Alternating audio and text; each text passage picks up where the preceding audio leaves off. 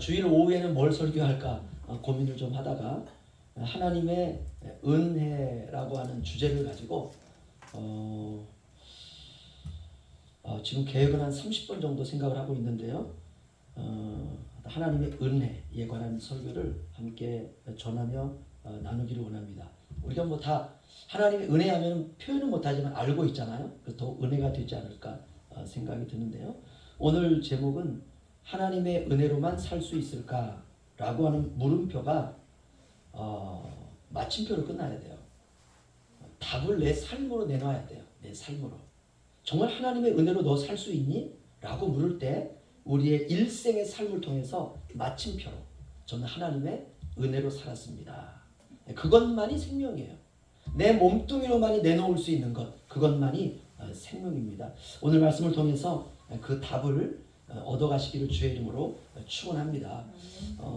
하여튼 쉬우니까는요, 끝부분에 아무튼 해답이 있습니다. 여러분 잘 들으시다가 끝부분에 도대체 무슨 말이 있길래 해답이 있는가, 그래서 그 끝부분의 말씀을 가지고 삶에서 풀어놓으시면 돼요.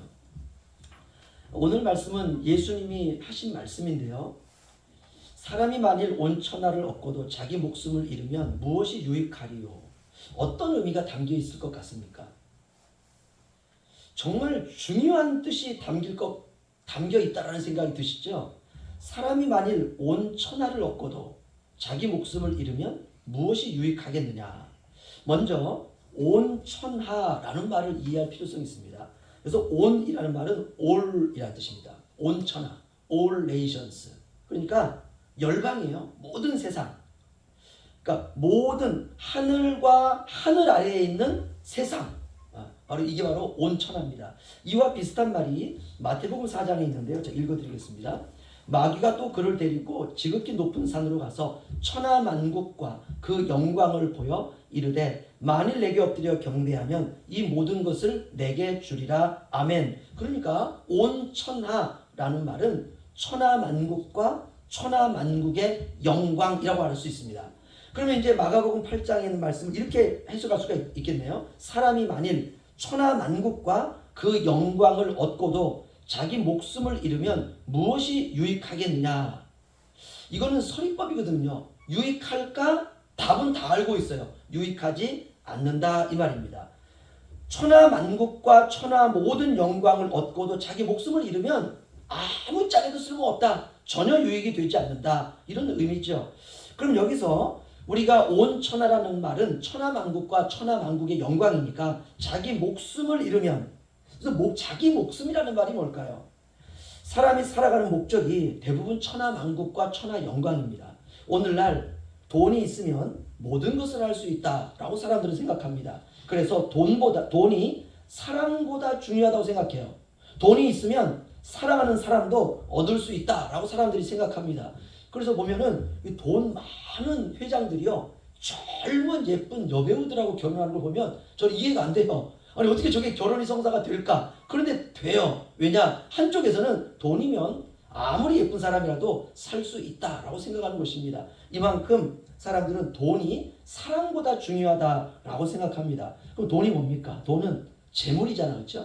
주님이 이런 말씀을 하셨습니다. 사람이 두 주인을 섬기지 못할 것이니 혹 이것을 미워하고 저를 사랑하거나 혹 이를 중히 여기고 저를 경히 여깁니다. 너희가 하나님과 재물을 겸하여 섬기지 못하느니라. 아멘.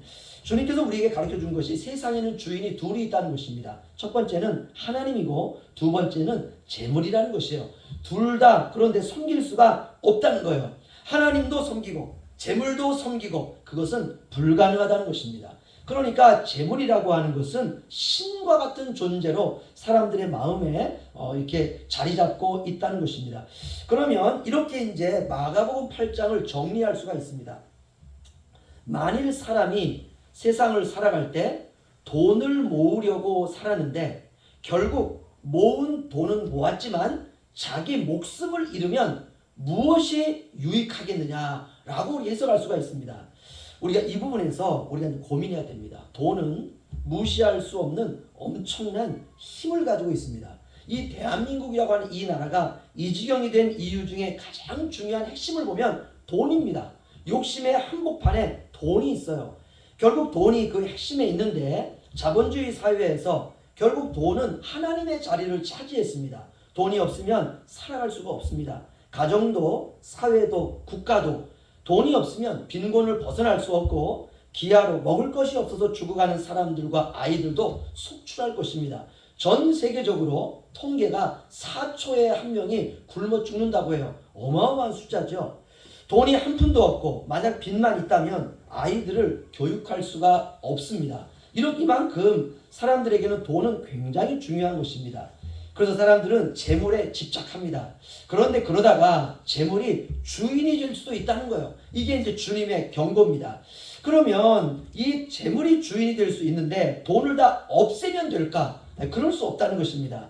예수님도 하나님과 재물을 겸하여 섬길 수 없다라고 말씀하시면서 그러므로 돈을 다 버려라 이렇게 말씀하지 않으셨습니다. 예수님도 제자들과 함께 이렇게 공생애를 하실 때에 헌금하는 돈들을 버리지 않으셨습니다. 그렇다면 우리가 재물에 대한 말씀을 주실 때 이런 말씀 아닐까요? 하나님과 재물을 겸하여 섬길 수 없지만 너희는 재물로부터 자유로운 인생을 살아야 된다 이런 뜻입니다. 재물이 있든 재물이 없든 우리가 자유로운 인생을 살아야 된다는 것이죠. 그러나 그게 과연 가능할까? 마가복음 8장 36절 다시 한번 읽겠습니다. 우리 다 함께 읽죠. 시작. 사람이 만일 온 천하를 얻고도 자기 목숨을 잃으면 무엇이 유익하겠느냐? 아멘. 천하만국, 이건 돈이 될 수도 있고요. 명예가 될 수도 있고 그 사람에게 천하만국에 해당하는 것은 다 천하가 될 수 있습니다. 이것을 얻고도 자기 목숨을 잃으면 무엇이 유익하리요? 자기 목숨이라고 하는 것에서 우리가 좀 멈춰 있습니다. 예수님께서 무엇을 말씀하시려고 하실까? 사실 온 천하를 잃으면 자기 자신을 찾게 되어 있습니다. 이게 역설적인 의미로 들어가 있어요. 우리가 한번 생각해 보죠. 사람은 인생을 살다가 그동안 가지고 있던 가장 소중한 것을 잃어버렸다고 생각하죠. 그러면 비로소 그때 사람은요, 인생이 무엇인가를 생각합니다.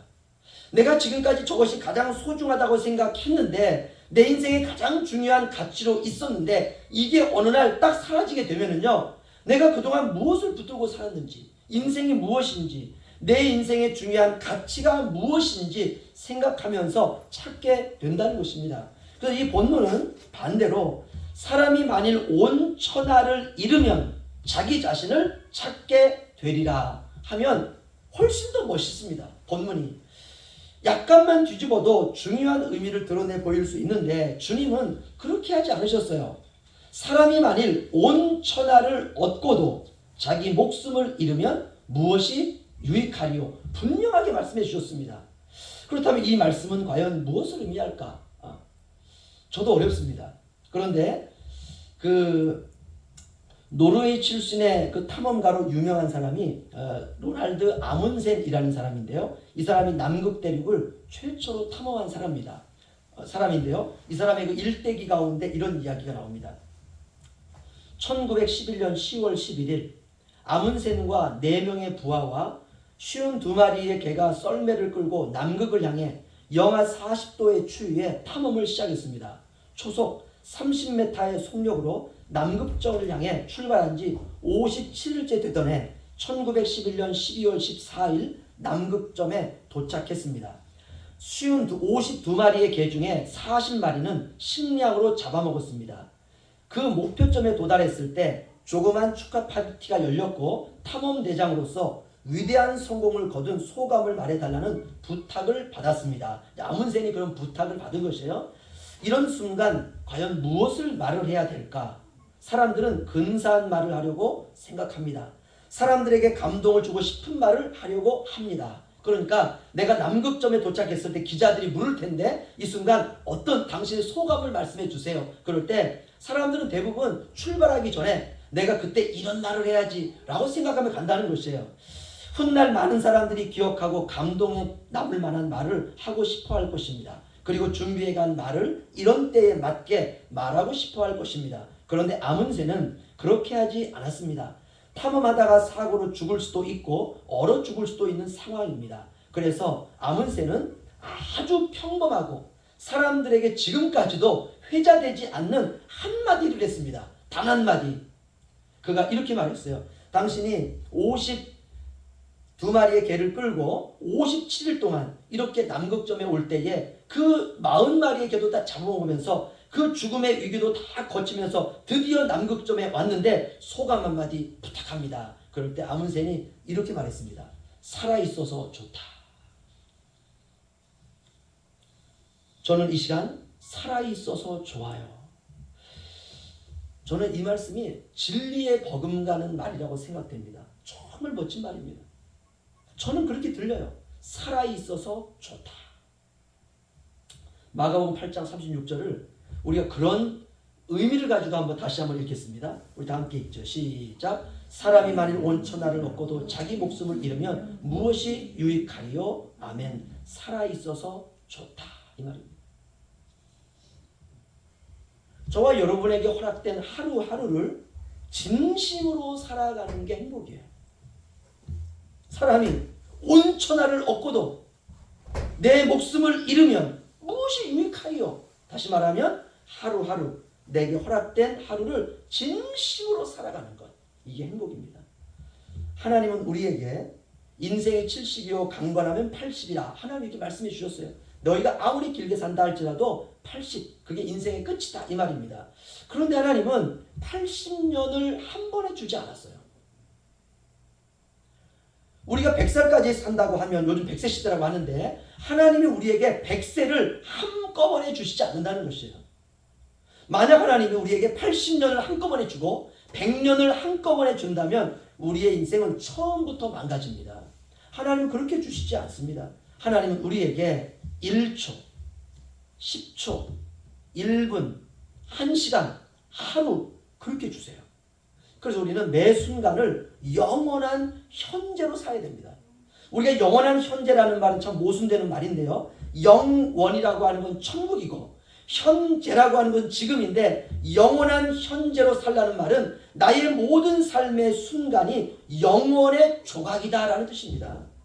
우리가 그분의 사랑으로 인하여 새롭게 된 인생입니다. 그런 의미에서 우리의 모든 순간은 신성합니다. 아무리 고통스러운 순간이라 할지라도 우리의 삶의 모든 순간은 굉장히 신성한 시간입니다. 우리는 그 고통이라고 하는 순간에도 살아내야 돼요. 그리고 그 고통 속에서 하나님을 알아가야 되는 것입니다. 이렇게 알게 되는 하나님도 우리의 인생의 과정에 있는 하나님이세요. 고통 가운데 알게 되는 그 하나님도 내가 인생이라고 하는 과정의 프로세스를 지나갈 때 그 과정 속에 계시는 하나님이라는 것입니다. 여러분, 과거는 우리에게 이미 가고 지금 없습니다. 미래는 아직 다가오지도 않아서 우리에겐 없습니다. 그러나 우리에게 현재는 지금 여기에 우리와 함께하고 있다는 것입니다. 우리는 현재 이 순간 살아 있습니다. 그런 의미에서 지금 이 순간이 거룩한 시간이에요. 지금 여기가 거룩한 장소입니다. 지금 이곳이 거룩한 우리의 인생이에요. 지금 여기가 거룩한 우리의 직장이고 일터입니다. 지금 여기가 우리의 거룩한 가정이라고 우리가 생각하면서 살아야 된다는 것입니다. 이것이 하나님께서 우리에게 주시는 시간이에요. 1초, 10초, 1분, 10분, 1시간, 하루 이렇게 주신다는 것입니다. 그런 의미에서 살아있다는 것이 행복입니다. 살아있다는 것은 현재적으로 임하시는 하나님의 타이밍이에요. 돈이 없어 불행하다고 사람들은 생각합니다. 현실적으로는 사실이죠. 여간 불편한 게 아니죠. 그러면 거꾸로 돈이 있으면 행복할까? 그렇지 않다는 것입니다. 행복은 여기 살아있다는 게 행복이에요. 여기. 인간의 생사화복을 하나님이 주장하십니다. 살아있다는 것은 누가 나를 여전히 붙들고 계신다는 증거입니다. 바로 그분이 하나님이세요. 그래서 행복한 것입니다. 때로는 하나님이 나를 버리신 것이 아닐까라고 하는 생각이 꼬리를 물 때가 있습니다. 그래서 불안하고 초조하고 죄책감과 수치심과 자책하는 마음이 나를 어둠 속으로 몰아붙일 때가 있습니다. 그럴 때 우리는 오늘 마가복음 8장의 말씀을 기억해야 됩니다. 사람이 천하만국을 다 얻고도 자기 목숨을 잃으면 무엇이 유익하리요? 우리가 우리의 인생에 그러한 시련과 어려움이 올 때마다 나는 살아있어. 나는 살아있어서 참 좋아 라고 생각해야 돼요. 인생이라고 하는 것은 어둠이 있고 밝음이 있습니다. 이 둘이 인생을 엮어가요. 어두움과 우울함과 슬픔과 고통을 생각하면 힘이 빠지죠. 그러나 또 하나 있는 것이 있습니다. 하나님의 은혜와 예수 그리스도의 구원의 아름다움도 어둠과 우울함과 슬픔과 고통 옆에 하나님의 은혜와 하나님의 사랑과 예수님의 구원의 아름다움도 그 옆에 짝으로 있다는 것입니다. 하나님의 은혜가 바로 예수 그리스도 아닙니까? 나는 공로 없지만 나를 구원하시는 하나님의 사랑. 죄만 짓다가 병이 들어서 죄에 대한 저주로 죽음을 기다리고 있는 사람에게도 구원이라고 하는 아름다운 사랑이 올 수 있을까? 올 수 있다는 것이에요. 저와 여러분은 그렇게 구원받은 사람입니다. 바울은 로마서 5장에서 이렇게 고백합니다. 우리가 아직 죄인 되었을 때에 그리스도께서 우리를 위하여 죽으심으로 하나님께서 우리에 대한 자기의 사랑을 확증하셨느니라. 그러면 이제 우리가 그의 피로 말미암아 의롭다 하심을 받았으니 더욱 그로 말미암아 진노하심에서 구원을 받을 것이니 곧 우리가 원수 되었을 때에 그의 아들의 죽으심으로 말미암아 하나님과 화목하게 되었은즉 화목하게 된 자로서는 더욱 그의 살아나심으로 말미암아 구원을 받을 것이니라. 아멘. 결론을 내리십니다. 저와 여러분은 오직 하나님의 은혜로 구원을 받았습니다. 그래서 은혜는 신이 내린 기적이에요. 죄인을 축복하시는 하나님의 기적입니다. 사람이 만일 온 천하를 얻고도 자기 목숨을 잃으면 무엇이 유익하리요? 아멘. 지금 현재 죄로 죽을 이 죄인이 살아있다는 것, 이것이 가장 큰 축복입니다. 내가 지금 여기서 살아간다는 것, 이게 신이 내린 기적이에요. 내가 지금 죽지 아니하고 내가 내 삶에 여러 가지 많은 문제가 있다 할지라도 내가 지금 여기 살아간다는 것, 이것이 바로 하나님이 하늘에서 내게 내려주신 기적입니다. 죽지 않고 지금 여기 살아있는 현재를 그런 의미에서 우리가 기적으로 이루어 나가는 것입니다. 돈이 아니라 세상의 부귀영화가 아니라 내가 지금 여기 살아있음으로 인해서 부어지는 성령의 은혜를 부여잡고 우리의 남은 1초, 10초 내게 하나님께서 허락해 주신 그 1시간 하루를 우리가 믿음으로 우리가 살아있음을 여러분 마음껏 즐기시는 한 주간 되시기를 주님의 이름으로 축원합니다.